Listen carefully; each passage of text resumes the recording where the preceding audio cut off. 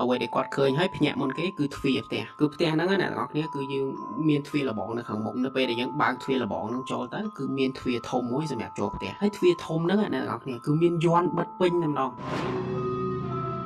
ហើយនៅពេលដែលគាត់គ្រាន់តែទៅប៉ះព្រះពុទ្ធអង្គមួយហ្នឹងគាត់ក៏សោតចេញមកហ្មងហើយបន្ទាប់ពីគាត់សោតហើយគាត់និយាយថាសប្បាយចិត្តណាមានគេមកនៅជាមួយហើយចប់ពីពាក្យហ្នឹងគឺគាត់ដួលពីលើកៅអីហ្នឹងសន្លប់តែម្ដងរហូតដល់មកសទុះជាសុំគាត់ក៏ចេញពីបន្ទប់ទឹកមកហើយធម្មតាគាត់ចេញពីបន្ទប់ទឹកគឺគាត់ចុចទឹកនៅប្រគុណហ្នឹងហើយនៅពេលដែលគាត់ចុចហើយពុបអានៅជាន់ទី2អាបន្ទប់ទឹកជាន់ទី2វាចុចដែរទាំងដែលអត់មានមនុស្សនៅទេណាហើយជាសុំគាត់គ្រាន់តែទាញទ្វារមកមិនទាន់បានអីផងគាត់រត់ចូលទៅក្នុងឡានហើយគាត់ប្រាប់បងស៊ីនេះថាទៅចេញឡានលឿនបាត់មិនបើគ្រាន់តែគាត់ទាញទ្វារនេះគាត់ឃើញមានមនុស្សអង្គុយតាមកម្មចនាចិត្ត10នាក់